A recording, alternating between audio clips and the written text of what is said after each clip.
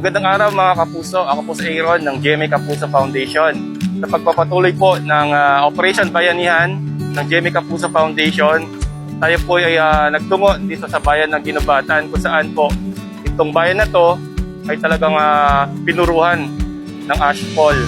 Marami po ang ating mga kababayan dito na apektado, lalong-lalo na ang mga magsasaka nating mga kababayan. Ayan mga kapuso, katuwang po natin dito sa pagbabayanihan ang Universal Guardians Brotherhood.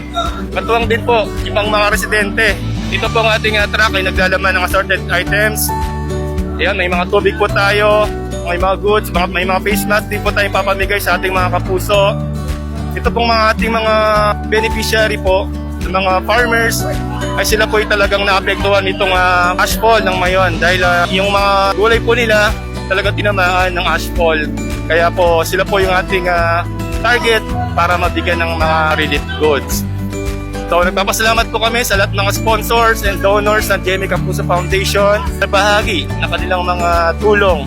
So sa lahat po ng mga nais magpahatid ng tulong, bumisita lang po kayo sa aming mga official social media accounts. Maraming salamat mga kapuso.